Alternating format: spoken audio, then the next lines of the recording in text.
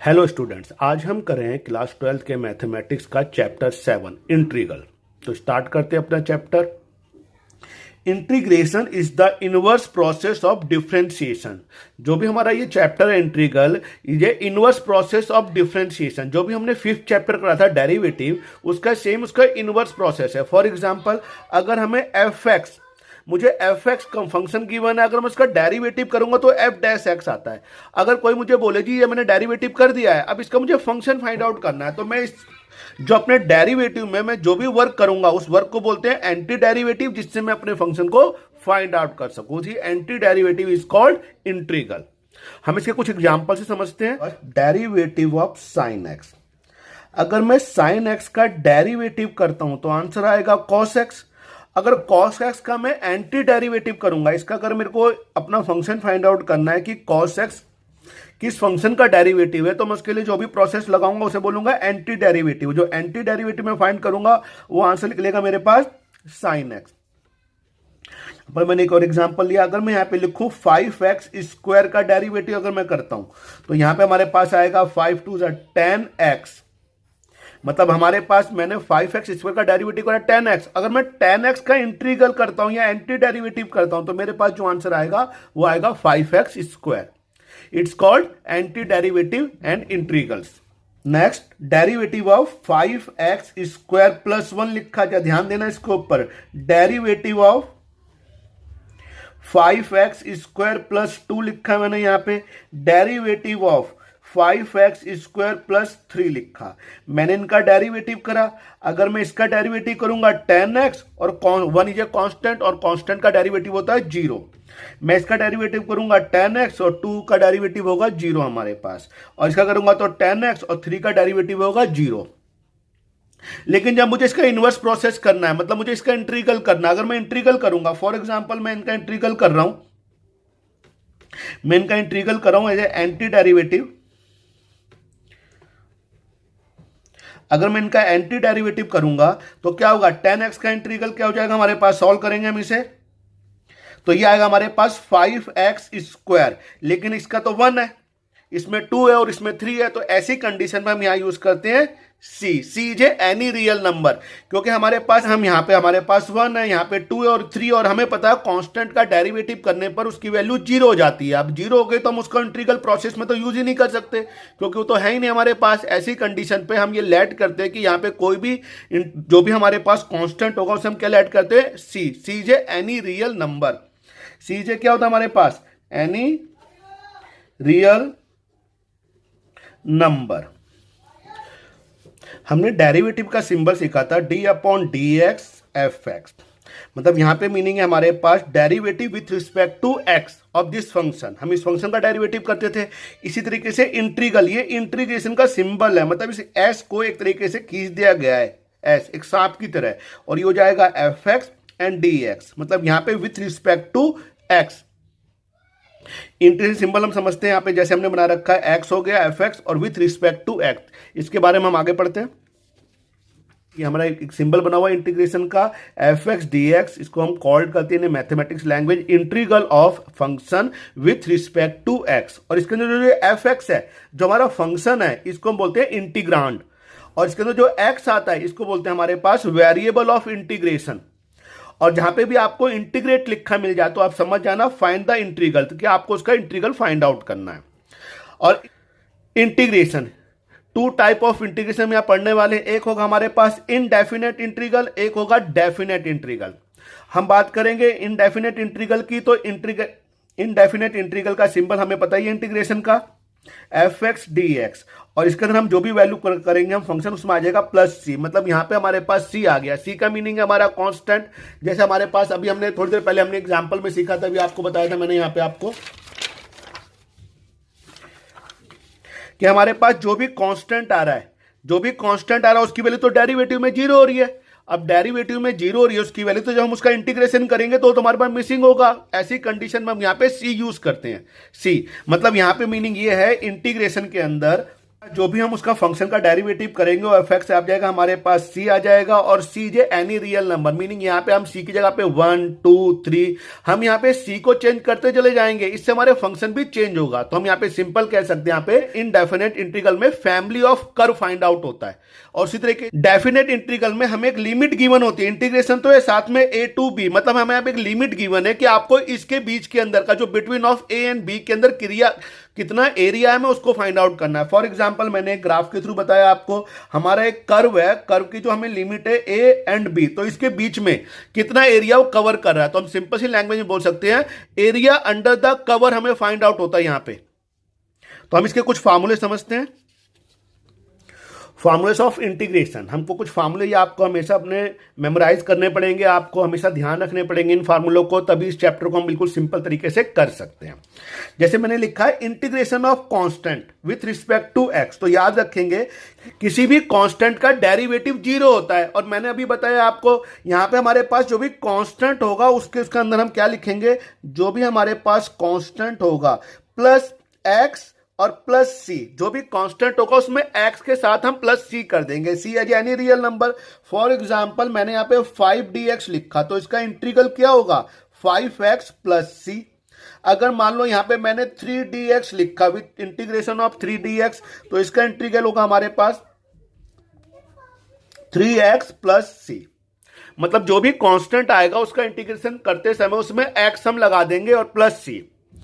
Integration x raise to the power n dx, हमें यहाँ पे x की जो पावर है उसका इंटीग्रेशन करना है, तो आप सिंपल याद रखेंगे जो भी पावर आ जाए जिसके भी वेरिएबल जिसके भी रिस्पेक्ट कर रहे हैं, अगर उस पर हमारे पास पावर आ रही है तो उसके अंदर उसमें हम 1 प्लस कर देंगे और अपॉन में उसे लिख देंगे और प्लस में आ जाएगा c। फॉर एग्जाम्पल मैंने x की पावर 4dx लिखा, इस कंट्री मैंने क्या बताया x लिखो उसकी पावर में प्लस 1 कर दो, तो जाएगा 4 प्लस 1 5 अपॉन 5 और प्लस c। फॉर एग्जाम्पल मैंने यहां पे x की पावर माइनस 3dx लिख दिया, अब माइनस 3 में मैंने कहा प्लस 1 करना है, x की पावर माइनस 2 अपॉन में माइनस 2 और प्लस c। मतलब जो इंटीग्रेशन करते समय हमें जो भी वेरिएबल पर पावर दी होगी उसमें प्लस 1 कर देंगे, उसे अपॉन में लिख देंगे and plus c. Third integration of 2dx, यहां पे मैं आपको बताना चाह रहा हूं अगर हमारे पास कांस्टेंट और वेरिएबल अगर एक साथ आ जाए, जैसे हमने डेरिवेटिव में सीखा था, अगर कांस्टेंट और वेरिएबल एक साथ आ रहे हैं तो हम कांस्टेंट को कुछ नहीं करते, हम डेरिवेटिव केवल वेरिएबल का करते हैं। वही हमें प्रोसीजर यहां पे भी अप्लाई करना है। मतलब यहां पे मैं 2 को कुछ नहीं करूंगा, x का इंटीग्रल करूंगा, और इंटीग्रल पे कोई भी पावर तो हम यहाँ पे 1 लेट करते हैं, तो ये हो जाएगा x square upon 2 and plus c. For example अगर मैं लिखूं 3x की power 3x raise to the power 2, तो इसका इंटीग्रल क्या होगा, 3 को तो हम कुछ करेंगे नहीं, और हमारे पास इंटीग्रल का रूल है जो भी पावर आए उसे प्लस कर दो 1 और अपॉन में लिख दो एंड प्लस सी। क्लियर है आप लोगों को? अगर मैं इसको लिखूं ऐसे करके x अपॉन 2dx, तो हमारे पास अपॉन में कांस्टेंट आ गया, कांस्टेंट को हमें कुछ करना ही नहीं है, हमें केवल इसका डेरिवेटिव करना है x square upon 2 and plus c. Fourth ax plus b whole power 5, तो सबसे पहले हम इसके पावर का इंटीग्रल कर लेते हैं। पावर का रूल क्या बता रखा है हमने, आपको एक प्लस करना और अपॉन में लिखना है, तो ये हो जाएगा हमारे पास ax प्लस बी की होल पावर 6 अपॉन 6, और जो भी हमारा फंक्शन है उसका डेरिवेटिव करके अपॉन में लिख देंगे। तो ax का डेरिवेटिव कितना का, a और b का डेरिवेटिव 0। फॉर एग्जांपल एक और हम फंक्शन करते हैं यहाँ पे 2x प्लस 3 होल पावर, यहाँ पे हमने लिखा 4dx, तो सिंपल सा हमने वर्क चलेगा, 4 पे प्लस करेंगे हम 1, तो 2x plus 3 whole power 5 upon 5, और 2x का डेरिवेटिव हो जाएगा हमारे पास 2 and plus c.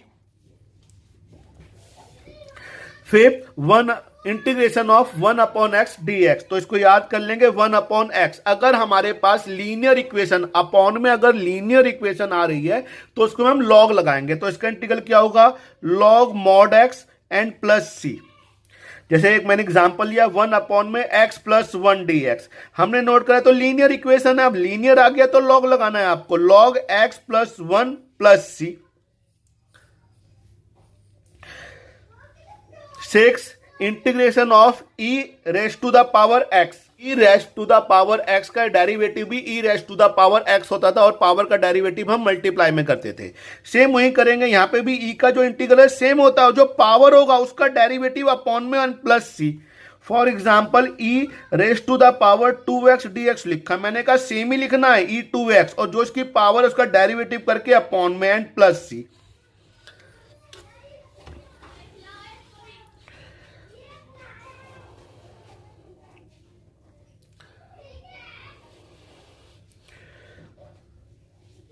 Seven, integration of a raise to the power x d x. अगर हमारे कांस्टेंट पे वेरिएबल पावर आ रही है तो बिल्कुल सिंपल सा प्रोसीजर है, हमने को क्या करना है, सेम टू सेम लिख दो, लॉग के साथ जो भी कांस्टेंट है वो लिख दो, और जो पावर है, जो भी ए के ऊपर जो भी पावर है उसका डेरिवेटिव अपॉन में मल्टीप्लाई कर दो एंड प्लस सी।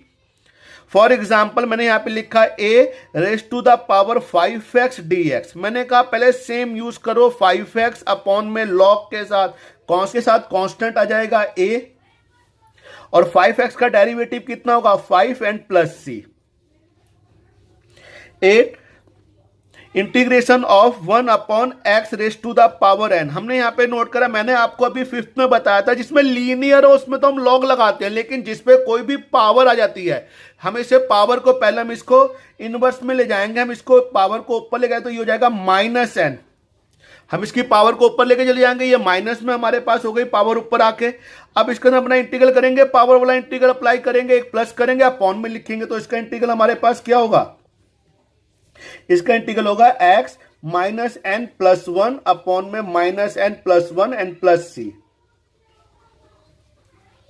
इसको एक एग्जाम समझते हैं, मैंने यहां पे लिखा 1 अपॉन एक्स की पावर 3 dx, तो हमारे पास ये हो जाएगा, हमारे पास x की पावर माइनस 3 dx। अब इसमें मेरे को प्लस 1 करना है माइनस 3 के अंदर, तो ये हो जाएगा x की power minus 2 upon minus 2 and plus c. 9, integration of root dx। तो रूट मैंने कहा यहां पे पावर के लिए हम इसको x की पावर हाफ, ये हम लिख सकते थे स्क्वायर रूट को हम। अब इसका इंटीग्रल तो बिल्कुल सिंपल हो गया, मैंने क्या बताया प्लस 1 करो, तो इसमें प्लस 1 करेंगे तो 3/2 अपॉन में 3/2 and plus c.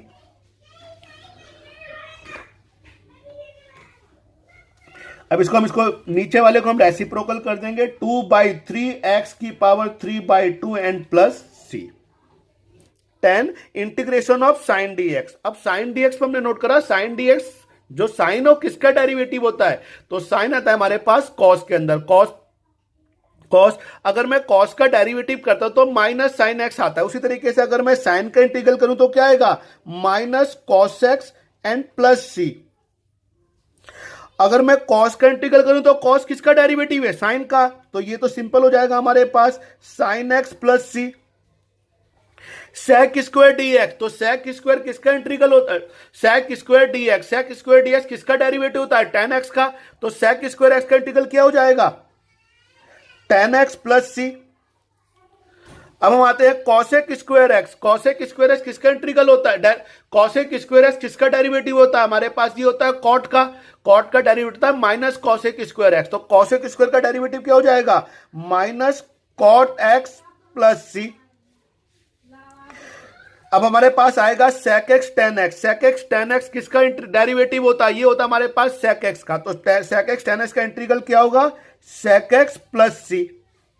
Next cosec cot x, cot x dx, तो ये हमने नोट करा, cosec और cot x किसका डेरिवेटिव होता है, तो ये होता है हमारे पास cosec x का, cosec x का डेरिवेटिव होता है minus cosec x cot x, तो हम यहां पे इसका इंटीग्रल क्या हो जाएगा, माइनस कॉसेक एक्स प्लस सी। हमने एक चीज यहां पे नोट करी, हमारे पास जितने भी देखो डेरिवेटिव में हम क्या करते थे, जिसकी जो भी क्वेश्चन सी से स्टार्ट होता है उसका आगे माइनस लगाते थे। जैसे कॉस का डेरिवेटिव क्या होता, माइनस साइन एक्स। कॉट का डेरिवेटिव क्या होता था हमारे पास, माइनस कॉसेक स्क्वायर एक्स। और हमारे पास कॉसेक एक्स का डेरिवेटिव क्या होता था हमारे पास, minus cosec x cot x. तो हमने यहाँ पे एक चीज समझी, डेरिवेटिव के अंदर जो सी से स्टार्ट होते थे उसके आगे माइनस लगता था, और इंटीग्रेशन में बिल्कुल सिंपल, जिसके आंसर में सी से स्टार्ट हो रहा है, जैसे मैंने यहाँ पे कॉस लिखा माइनस लगा दिया, यहाँ पे मैंने कॉट लिखा माइनस लगा दिया, यहाँ पे कॉस है का यहाँ पे भी क्या है माइनस है। तो हम सिंपल ये भी याद कर सकते हैं कि जिसके आंसर में सी आ रहा है उसके आगे माइनस लगना ही लगना है इंटीग्रेशन में। डेरिवेटिव में जो सी से स्टार्ट होता है उसके आगे माइनस लगाते थे, और इंटीग्रेशन में जो आंसर में जिसके सी आ रहा है उसके आगे माइनस लगाना है। अब हम आते हैं tan x। अब tan x का इंटीग्रल हमें याद करना है, ये कुछ स्पेशल इंटीग्रल है। तो tan x का इंटीग्रल होता है हमारे पास, होता है log sec x plus c। हम इसको हम एक और तरीके से लिखते हैं minus log cos x and plus c। cot x का इंटीग्रल तो बिल्कुल सिंपल होता है हमारे पास, log sin x plus c। 18 integration of tan square x. tan square x का इंटीग्रल आ जाए तो हम उसे पहले उसे हमें ब्रेक करना पड़ेगा, और कैसे करेंगे हम उसको करेंगे sec स्क्वायर एक्स माइनस 1। अब sec स्क्वायर का तो हमें इंटीग्रल पता है, sec स्क्वायर का इंटीग्रल होता है tan x, और 1 का इंटीग्रल क्या होता है x प्लस c। अगर हमारे पास cot स्क्वायर एक्स आ जाए तो cot स्क्वायर को हम ब्रेक करेंगे कैसे, cosec स्क्वायर एक्स माइनस 1, और cos x का इंटीग्रल क्या होता है हमारे पास, इसका इंटीग्रल होता है हमारे पास minus cot x and minus x and plus c. Next integration of sine 5x। Sine 5x का मीनिंग यहां पे लिया गया है, साइन का इंटीग्रल क्या होगा आपको पता ही है, हमारे पास साइन का इंटीग्रल क्या होगा माइनस कॉस 5x, और जो थीटा के अंदर साथ में अगर कोई वैल्यू आ रही है तो उसका जो डेरिवेटिव करके अपॉन में लिख देंगे एंड प्लस सी। इसका डेरिवेटिव हो गया minus cos 5x upon 5x का डेरिवेटिव 5 प्लस सी। अगर मैं यहां पे एक और लिखूं, यहां पे मैं लिखूं cos 3x dx, तो cos का इंटीग्रल क्या होता है हमारे पास sin 3x, और 3x का derivative 3 and plus c. Next 21 integration of sine square x. अगर साइन स्क्वायर है तो हमें एक फॉर्मूला यूज करना पड़ेगा 1 माइनस कॉस 2x अपॉन 2। अब मैंने क्या करा, 2 दोनों के नीचे लिख दिया, अलग अलग लिख दिया, और 1 अपॉन 2 ये कांस्टेंट, और कांस्टेंट का रूल है साथ में x लगा दो, और ये माइनस, ये आ गया हमारे पास, ये 1 अपॉन 2 मैंने बाहर पहले ही लिख दिया, ये वाला 2 नीचे वाला। cos 2x का डेरिवेटिव क्या होता है हमारे पास sin 2x upon 2 and plus c. इसी तरीके से हम इसको करेंगे, cosec स्क्वायर एक्स आ गया तो इसका फॉर्मूला होता है हमारे पास 1 प्लस cos 2x अपॉन में 2। अब इसको मैंने अलग अलग करके 1 अपॉन 2 का हो जाएगा 1 अपॉन 2x प्लस 1 अपॉन 2 मैंने लिख दिया, cos 2x का डेरिवेटिव क्या होता है sin 2x upon 2 and plus c. Exercise 7.1 question is find an anti derivative और integral of the following function by the method of inspection. मतलब यहां पे हमें इंस्पेक्शन मेथड से करने के लिए बोला गया है। ये मेथड हमारे एग्जाम में नहीं पूछा जाता, ना तो अभी तक पूछा गया है, तभी ये बुक में दे रखा है, तो हम इसको कुछ इंस्पेक्शन मेथड से ही करेंगे। जैसे क्वेश्चन नंबर फर्स्ट हमारे पास गिवन है sin 2x। अब इंस्पेक्शन मेथड के अंदर आपको पहले ये लेट करना पड़ेगा, ये आपको दिमाग एज्यूम करना पड़ेगा कि ये किसका डेरिवेटिव है। मतलब मैंने यहां पे देखा sin 2x, अब sin 2x किसका डेरिवेटिव है, दिमाग लगाओ, sin 2 को भी हटा दो तो sin किसका डेरिवेटिव है, sin डेरिवेटिव है cos का। यहां पे प्लस माइनस मत काउंट करना आप। हमने देखा sin किसका डेरिवेटिव है, sin है cos का डेरिवेटिव, क्योंकि cos का डेरिवेटिव क्या होता है हमारे पास माइनस sin x। तो हमने क्या करा, हमने यहां पे लिखा डेरिवेटिव ऑफ cos 2x।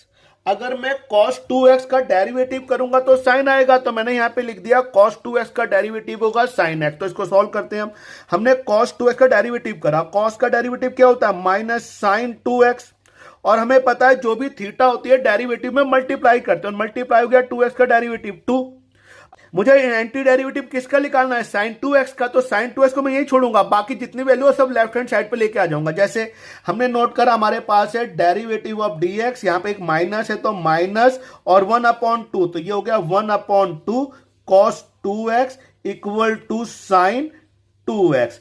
तो हमने नोट करा कि sin 2x का जो एंटी डेरिवेटिव होगा, हमने अपने एंटी डेरिवेटिव क्या निकाल दिया minus 1 upon 2 cos 2x। Next question, question number second हमारे पास दे रखा है, question second is cos 3x।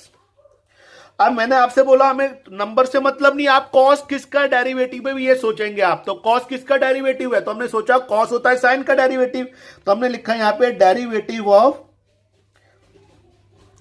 sin 3x, क्योंकि 3 है ना यहां पे तो साथ में 3 लिखना पड़ेगा। अब हम इसका डेरिवेटिव करेंगे, sin 3 का डेरिवेटिव क्या हो जाएगा cos 3x, और 3x का डेरिवेटिव 3। मुझे किसका एंटी डेरिवेटिव निकालना है? cos 3x का। तो cos 3 को नहीं छोड़ूंगा, सारी वैल्यू अपनी लेफ्ट साइड पे लेके आऊंगा। तो मेरे पास क्या हो जाएगा? d अपॉन डी एक्स, ये आ जाएगा हमारे पास 1/3 साइन 3x इक्वल टू हो जाएगा cos 3x। तो cos 3x का एंटी डेरिवेटिव क्या हो गया हमारे पास? 1/3 sine 3x। Next question is, next third हमारे पास दे रखा है e raise to the power 2x। अब मुझे यहां पे देखना है कि e raise to the power 2x किसका डेरिवेटिव, तो हमें पता है तो सेम वैल्यू का ही डेरिवेटिव होगा, क्योंकि डेरिवेटिव में e वाली वैल्यू को हम सेम ही रखते हैं। तो हमारे पास क्या हो जाएगा? Derivative of e raise to the power 2x। अगर मैं इसका डेरिवेटिव करूंगा तो सेम टू सेम लिख देंगे, और जो भी पावर्स का डेरिवेटिव मल्टीप्लाई में। अब मुझे तो अपना e की e raise to the power 2x निकालना है, तो सारी वैल्यू तो लेके आऊंगा 1/2x। ये हो जाएगा हमारे पास 1/2, ये 2 इधर आ गया नीचे की तरफ, और e 2x equal to e raise to the power 2x, और ये इसका एंटी डेरिवेटिव हमने निकाल दिया। Fourth is ax plus b whole power हमें दे रखी है स्क्वायर। अब स्क्वायर पावर है, जिसमें भी पावर आ जाए हमें पता है डेरिवेटिव में हम माइनस करते थे। माइनस जो भी हमारे पास पावर 3 है तो हम माइनस करके 2 आता था। तो इंटीग्रेशन बिल्कुल सिंपल है, एक पावर बढ़ा के आप लेट कर लो उसके लिए। तो जैसे मैं इसमें लेट क्या करूंगा? Derivative of ax plus b whole cube, क्योंकि मुझे पता अगर माइनस करूंगा तो स्क्वायर आ जाएगा। तो इसका अगर मैं डेरिवेटिव करता हूं तो क्या हो जाएगा? ax प्लस बी, जो भी 3 हमारे पास आगे जाएगा होल पावर आ गया तो क्या जाएगा हमारे पास 2, और जो भी उसके अंदर जो भी हमारा फंक्शन है उसका डेरिवेटिव करके मल्टीप्लाई में, तो ax का डेरिवेटिव हो जाएगा a और b का हो जाएगा 0। अब मुझे एंटी डेरिवेटिव किसका निकालना है? ax plus b whole square. तो ax plus b whole square को मैं यही छोड़ूंगा, और जितनी वैल्यू सब लेफ्ट हैंड साइड पे ट्रांसफर कर दी जाएगी। d अपॉन डी एक्स, ये 3 और a, ये दोनों हमारे पास अपॉन में आ जाएंगे 1/3a, और ये हो जाएगा ax plus b whole cube equal to ax plus b whole square. तो हमें अपॉन 3a और ax plus b whole cube. Next fourth हमारे पास दे रखा है sine 2x minus 4 e raise to the power 3x। दो हमारे पास डेरिवेटिव आ गए, तो उसके ले लेंगे पार्ट 1 और उसको ले लेंगे पार्ट 2, और पार्ट 1 और पार्ट 2 करके सॉल्व कर लेंगे। पार्ट 1 हम सॉल्व कर रहे हैं, हमने नोट करा पार्ट 1 करते समय मैंने देखा साइन 2x। अब साइन 2x किसका डेरिवेटिव होता है? अभी बताया आपको कॉस का। तो ये हो जाएगा डेरिवेटिव ऑफ कॉस 2x, उसका डेरिवेटिव करेंगे, कॉस का डेरिवेटिव क्या हो जाएगा हमारे पास? माइनस साइन 2x, और 2x का डेरिवेटिव 2। हमें किसका निकालना है? साइन 2x का। तो साइन 2x को हम वहीं छोड़ के बाकी वैल्यू तो ट्रांसफर कर लेंगे। तो -1/2 कॉस 2x और इक्वल टू हमारे पास आ गया साइन 2x। इसलिए मैं इसका सेकंड पार्ट लिखा। सेकंड पार्ट हमें दे रखा है 4 e raise to the power 3x। अब इसका हम देखेंगे किसका डेरिवेटिव आ रहा है। तो हमने नोट करा 4 इज ए कांस्टेंट, इसको तो हम कुछ करते ही नहीं थे, तो हमें केवल ये देखना, और e की हम सेम वैल्यू रखते हैं। तो डेरिवेटिव हमारे पास क्या हो गया? हमारे पास 4e 3x, ये हमारे पास आ गया। इसका डेरिवेटिव करेंगे तो 4 रेस टू ये आ जाएगा e 3x, और 3x का डेरिवेटिव करके 3। हमें वैल्यू निकालनी है 4e 3x की, तो हम इसको छोड़कर बाकी से वैल्यू लेफ्ट हैंड पे ट्रांसफर करेंगे। d अपॉन डी एक्स 4/3, ये 3 इधर आ गया हमारे पास, e raise to the power 3x equal to 4e 3x। तो हमारे पास इसका एंटी डेरिवेटिव कितना आ गया हमारे पास? ये आ गया 4/3 e raise to the power 3x sine 2x minus 4e raise to the power x equal to derivative of, anti derivative हमने किसका निकाला? पहले का आंसर हमारे पास था -1/2 cos 2x, and next is हमने निकाला यहाँ जो माइनस साइन लगाया -4/3 e raise to the power 3x। हमने इसका ये एंटी डेरिवेटिव फाइंड आउट करा। Question number 6 integration. तो हम यहाँ पे दे रखा हमारे पास integration of 4e raise to the power 3x and +1 d x. तो हम इसका डायरेक्ट इंटीग्रल करेंगे, हमें पता है पहले हम इसका इंटीग्रल करेंगे अलग अलग पार्ट में। तो 4 कांस्टेंट को हम कांस्टेंट और वेरिएबल अगर एक साथ आ जाए तो हम कांस्टेंट को नहीं करते variable. E raise to the power 3x, मैंने कहा ई तो सेम टू सेम लिख दो और जो उसकी पावर उसका डेरिवेटिव करके अपॉन में लिख दो। 3x का डेरिवेटिव 3 हो गया, हमने लगाया प्लस, और 1 का इंटीग्रल कांस्टेंट कोई भी आ जाए साथ में x लगा देते हैं, कांस्टेंट अकेला आ जाए तो 1 का इंटीग्रल क्या होगा 1x, तो x एंड प्लस c है any real number. Next 7, integration of x square 1 minus 1 upon x square d x. पहले इसको मल्टीप्लाई कर लेंगे तो ये हो जाएगा x square minus x square upon x square d x, और ये इससे कैंसिल हो जाएगा, आएगी वैल्यू हमारे पास integration of x square minus 1 d x. अब इसका इंटीग्रल बिल्कुल सिंपल है, पहले मैंने कहा पावर का सिंपल रूल है, प्लस कर दो और अपॉन में लिख दो, तो ये हो जाएगा हमारे पास एक्स क्यूब अपॉन 3, कांस्टेंट आ गया x, जो भी कांस्टेंट प्लस x 1 के साथ लिखेंगे तो x और प्लस c। नेक्स्ट 8 नंबर दे रखा है ax square plus bx plus c dx। बिल्कुल सिंपल है, ax का इंटीग्रल करेंगे, a जो कांस्टेंट कुछ नहीं करना और पावर आ गई तो हमारे पास बढ़ जाएगा cube upon 3 plus b x square upon 2 plus constant अकेला गया, साथ में एक्स लिख दो and plus c is any real number. Question number 9, 2x square plus e raise to the power x dx। मैं बिल्कुल सिंपल, सबसे पहले हम करेंगे कांस्टेंट और वेरिएबल एक साथ आ गए तो कांस्टेंट को कुछ करना नहीं है, x पावर बढ़ा देंगे और अपॉन में लिख देंगे प्लस, ई का मैंने बताया सेम लिख दो और इंटीग्रेट जो भी इसकी पावर उसका डेरिवेटिव अपॉन में, तो x का डेरिवेटिव 1 जरूरत नहीं है plus c. Question number 10, root x minus 1 upon root x whole square d x. तो पहले हमारे पास होल स्क्वायर आ गया और हमने देखा रूट वैल्यू तो हम पहले इसके फॉर्मूला यूज करेंगे, a minus b whole square, a square plus b square minus 2ab। तो ए स्क्वायर, तो सिंपल वैल्यू मैंने यहां पे लिखा है, आपको पूरा करके दिखा रहा हूं, a square plus b square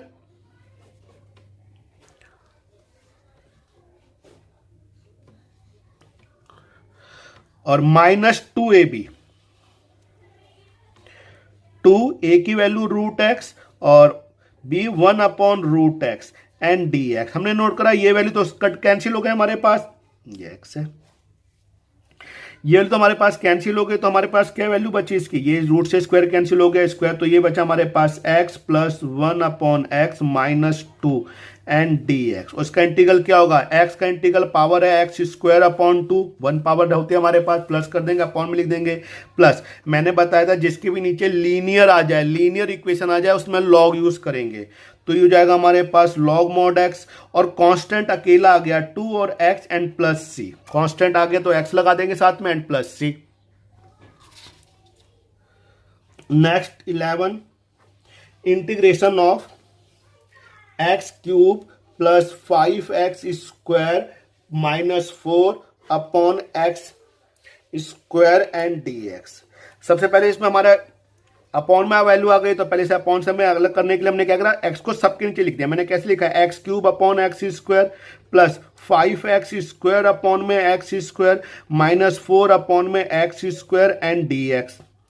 अब हमने नोट करा वैल्यू जो कैंसिल हो रही है, हमने इसको कैंसिल कर, तो ये आ गए हमारे पास x और ये तो पूरी कैंसिल हो गई प्लस 5, और यहां पे हमारे पास आ गया माइनस 4, और मैंने कहा कभी भी हमारे पास कोई भी पावर वाली वैल्यू आ जाती है उसको हम ऊपर लेके चला जाएंगे तो ये हो जाएगा माइनस 2 एंड डी एक्स। अब इसका इंटीग्रल कर लेते हैं हम, x का इंटीग्रल क्या हो जाएगा हमारे पास, ये हो जाएगा हमारे पास एक्स स्क्वायर बाई 2, पावर बढ़ गई है, कांस्टेंट अकेला आ गया 5x माइनस कांस्टेंट वेरिएबल एक साथ आ गए 4, और हमारा रूल होगा प्लस 1 एंड अपॉन में, तो इसमें हम प्लस 1 करेंगे तो वैल्यू क्या हो जाएगी माइनस 1 अपॉन में minus 1 and plus C.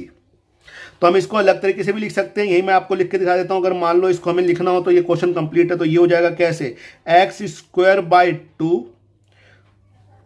Plus 5x, हमने नोट करा माइनस माइनस तो क्या हो जाएगा प्लस 4, और हम इसकी पावर जो भी रेसिप्रोकल हम लेके जाएंगे तो आ जाएगा 1 और प्लस सी। क्वेश्चन नंबर 12 आपको गिवन है और हमने नोट करा यहाँ पे अपॉन में रूट एक्स आ रहा है। रूट एक्स की पावर आप लोगों को पता ही है x raise to the power 1/2, root को हम 1/2 में कन्वर्ट कर देंगे। तो इसको हम रीराइट कर लेंगे कैसे, x cube plus 3x plus 4 और ये वैल्यू हो जाएगी x raise to the power 1/2 and d x. हमने नोट करा, मैं चाहूँ तो सब कुछ अलग अलग लिख सकता हूँ, लेकिन हम एक वे में इसको, एक तरीका हमारे पास क्या है, x cube plus 3x plus 4। मैंने कहा मैं इसे ऊपर लेके जाऊंगा, डिनोमिनेटर में x आ जाए, उस पर कोई भी वैल्यू अगर हमारे पास की पावर आ रही है तो उसमें ऊपर लेके चले जाएंगे और हो जाएगी नेगेटिव, जो भी साइन हो चेंज हो जाएगा। तो x की पावर -1/2 एंड dx। अब हम क्या करेंगे, अब हम इसको मल्टीप्लाई कर लेंगे, मल्टीप्लाई कर लें एक बार इससे, तो ये क्या हो जाएगा, ये हो जाएगा एक्स करेंगे और हम पता बेस सेम हो तो मल्टीप्लाई करने पे जो उसकी पावर होती है वो प्लस हो जाती है, तो उसको प्लस करेंगे तो हमारे पास कितना हो जाएगा 5/2। फिर आ जाएगा हमारे पास प्लस 3x और ये कितना हो जाएगा हमारे पास 1/2 और ये हो जाएगा plus 4x raise to the power -1/2 and dx। और इसका इंटीग्रल करेंगे बिल्कुल सिंपल तरीके से, x इसमें +1 करेंगे, +1 करने सिंपल तरीका, आप इन्हीं दोनों को प्लस कर दो, ये क्या हो जाएगा 7/2 अपॉन में 7/2 प्लस 3x, इन दोनों को प्लस कर दो, 1 प्लस कर रहे हैं हम 3/2 अपॉन में 3/2 प्लस 4x, इसके अंदर हम कितना आएगा हमारे पास 1/2 अपॉन में 1/2 एंड प्लस c। अगेन इसको हम रीराइट करेंगे तो ये भी हमारे पास डिनोमिनेटर की वैल्यू है, उसे हम पलट के लिख देंगे 2/7 x की 2 प्लस ये भी हमारे पलटे की वैल्यू, तो ये हमारे पास कितना हो जाएगा 6/3 x की पावर हमारे पास 3/2 plus 8x 1/2 and plus c। तो जो भी कैंसिल हो रहा है उसे कैंसिल कर लेंगे, 2/7 x raise to the power 2 plus ये हमारे पास 2x raise to the power 3/2 plus 8 और हाफ हमें पता है रूट होता है root x and plus c। Next question 13, integration of x cube minus x square plus x -1 upon x -1। हमने नोट करा, हमें जो पहले हमारे पास कॉमन आ रहा है एक्स स्क्वायर, तो वैल्यू क्या बची x -1 प्लस 1 कॉमन ले लिया, कुछ भी कॉमन तो x -1 अपॉन में वैल्यू हो गई x -1 और dx। हमने नोट करा इसके अंदर हमारे पास एक्स स्क्वायर -1 और x -1 upon x -1 integration of dx, तो x -1 से x -1 कैंसिल हो गया, तो वैल्यू क्या बचे हमारे पास x स्क्वायर -1 dx। अब इसका इंटीग्रल तो बिल्कुल सिंपल हो गया, x स्क्वायर पावर एक प्लस कर देते हैं और अपॉन में लिख देते हैं माइनस, कांस्टेंट आया तो x and plus c। Question number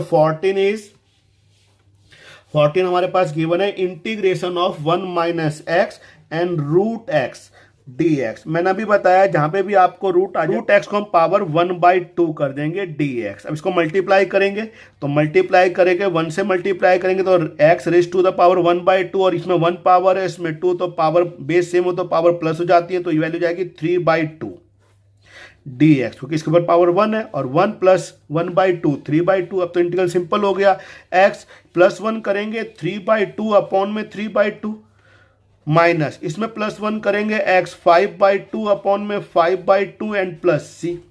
जो भी हमारी वैल्यू आई है डिनोमिनेटर में उसे हम लिख देंगे, रेसिप्रोकल कर देंगे, 2/3 x raise to the power 3/2 minus 2/5 x raise to the power 5/2 and plus c। Question number 16, integration of 2x minus 3 cos x plus ex x और dx। अब बिल्कुल सिंपल इंटीग्रल है इसका, तो देखो e कांस्टेंट आ गया, कांस्टेंट और वेरिएबल को तो आ जाए तो कांस्टेंट को करना नहीं है, और x का इंटीग्रल क्या हो जाएगा x² माइनस 3 कांस्टेंट और वेरिएबल एक साथ अगर तो 3 को कुछ करेंगे, कॉस का इंटीग्रल क्या होता है हमारे पास sin x प्लस e का इंटीग्रल ex होता है और प्लस में आ जाएगा c, 2 से 2 कैंसिल करेंगे, ये हो जाएगा x² minus 3 sin x plus e raise to the power x and plus c। 17 हमारे पास गिवन है, integration of 2x² minus 3 sin x और प्लस 5 रूट x dx। तो मैंने इसे दोबारा से लिख लिया थोड़ा समझने के लिए आप लोगों के, मैंने इसे रीराइट करा, अगेन रीराइट कर रहे हैं हम इसको, 2x² minus 3 sin x plus 5 और मैंने बताया था आपको रूट आ तो से 1/2 एंड dx। अब इंटीग्रल करेंगे, कांस्टेंट को कुछ करेंगे नहीं, variable x cube by 3 minus 3, sine का इंटीग्रल क्या होता है हमारे पास माइनस कॉस एक्स, जो भी सी में जिसका आंसर आएगा माइनस लगाएंगे, तो माइनस पहले तो प्लस का हो जाएगा हमारे पास cos x plus 5 root x plus 1 करेंगे 3/2 अपॉन में 3/2 एंड प्लस सी, तो ये हो जाएगा हमारे पास 2/3 x cube plus 3 cos x, और ये वैल्यू हमारे पास रेसिप्रोकल होगी तो 10/3 x 3/2 and plus c 18 sec x and sec x plus 10x dx, तो पहले हम इसे मल्टीप्लाई कर लेंगे, तो ये हो जाएगा हमारे पास sec square x plus sec x dot 10x। sec square का डेरिवेटिव हमने याद कर रखा, डेरिवेटिव 10 का डेरिवेटिव होता था sec स्क्वायर, तो sec स्क्वायर का इंटीग्रल क्या हो जाएगा 10x plus sec x 10x किसका डेरिवेटिव होता था sec x का, तो sec x 10 का इंटीग्रल क्या हो जाएगा sec x एंड प्लस सी। ये एक्सरसाइज हमारी कंप्लीट होती है। अब हम मिलेंगे नेक्स्ट टॉपिक के साथ नेक्स्ट क्लास में। Thank you.